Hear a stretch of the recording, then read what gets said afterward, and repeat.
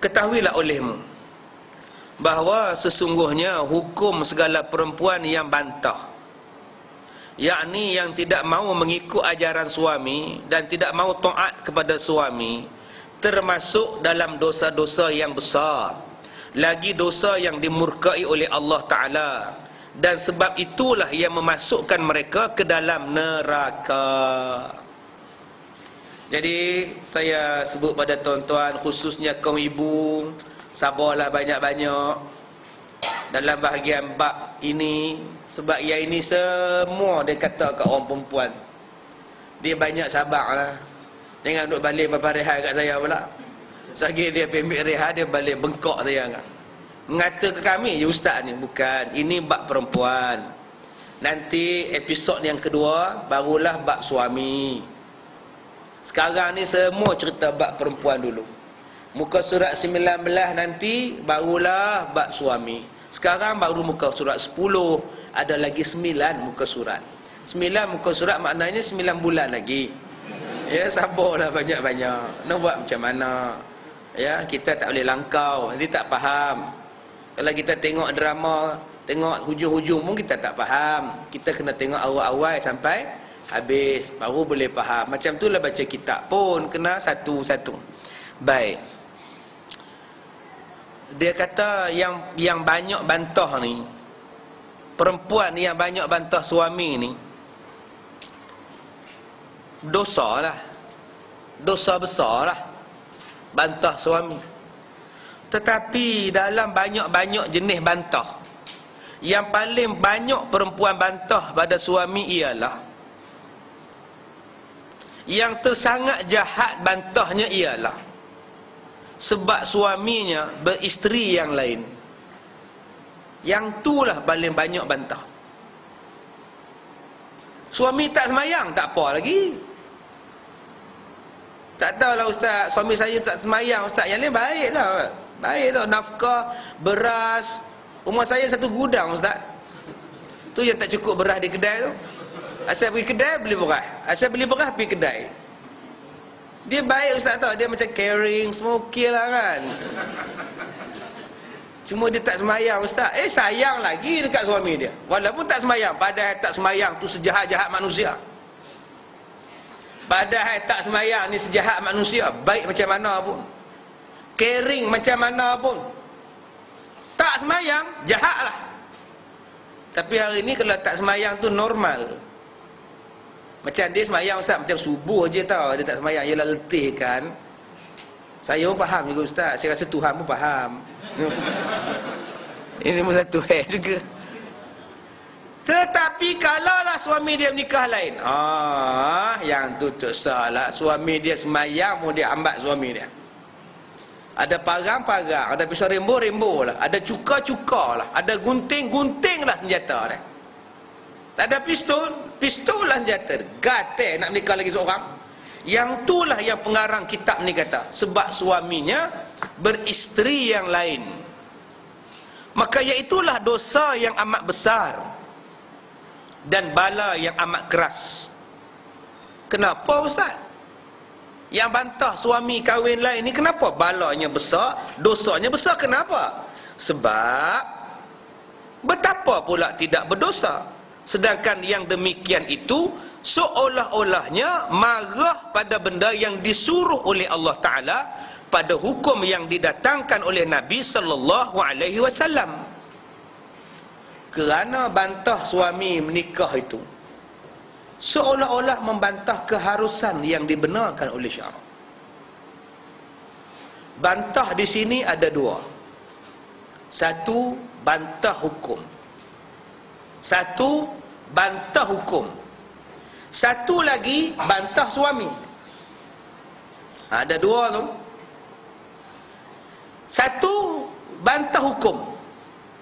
Saya membantah laki-laki dibenarkan berkahwin lebih daripada seorang. Tak adil. Kalau laki-laki boleh kahwin 2, 3, kami perempuan dan persatuan wanita juga akan menentang, malah akan berusul kami pun nak kahwin 2. Ini dipanggil menentang hukum. Kenapa laki-laki boleh kahwin, kenapa kami tak boleh kahwin lebih daripada seorang? Sebab itu kami akan melancarkan kempen satu suami, satu isteri. Dulu dah dilancarkan 4, 5, 6 tahun yang lepas. Satu suami, satu isteri. Buh dekat pelekat kereta di belakang. Ini hukumnya syirik pada Allah. Ya, menolak peraturan yang membenarkan laki-laki kahwin lebih daripada seorang. Maka tuan-tuan, bantah daripada hukum poligami, haram hukum dia. Yang kedua, bantah pada suami kahwin lain. Kenapa awak bantah suami awak kahwin lain? Sebab dia tak mampu, Ustaz. Dia tak mampu. Sekarang ni gaji dia 1,600. 1,600 ringgit ke 1,600? 1,600. Sewa rumah 400. Bayar kereta 400. Sudah 8. Anak yuran-yuran anak sewa bas sekolah semua 400. Tak cukup, Ustaz. Sekarang ni makan minum duit saya. Api air duit saya. Kalau saya tak tolong, dia tak boleh bantu dan dia tak boleh tanggung keluarga kami. Tiba-tiba dia cakap dia nak kahwin lagi seorang. Kalau gajinya 16,000, saya tak kisah, Ustaz. Masalah dia 1,600. Saya bantah dia kahwin lain sebab dia tak mampu. Yang ni bantah macam ni boleh. Bantah macam ni dibenarkan syarak. Dia boleh pergi report kat qadhi. Tunjukkan perbelanjaan macam mana, gaji suami macam mana. Yang tak bolehnya bantah pada hukum. Kami bantah hukum ni, tak adil. Murtad perempuan yang bantah ni. Tapi kalau dia bantah sebab suaminya tak layak, boleh. Dengan saya pun Tuan Hakim, dia tak balik. Dia tak bagi anak-anak saya, tak bagi nafkah anak saya, tak pernah hantar anak saya pergi sekolah, tak pernah hantar anak saya pergi klinik kalau sakit demam. Dengan saya pun dia tak bagi nafkah, tiba-tiba dia nak kahwin lain. Saya bantah. Maka pada bantahan itu hukumnya boleh. Sebab suami itu tak layak kahwin lain. Yang tu tak apa. Jadi ibu-ibu, isteri-isteri sekarang nak bantah suami atas sebab apa? Kalau atas sebab yang tadi, bantah suami tak mampu, silakan. Suami pula bangun. Bila isteri buat penghujahan, suami pula bangun. Objection, Your Honor. Ni cerita Hindustan. Memang saya akui gaji saya 1,600. Tapi 1,600 ni semua habis untuk isteri pertama. Yuran, makan, minum apa semua. Yang saya nak kahwin lagi seorang ini, memang saya nak kahwin lagi seorang.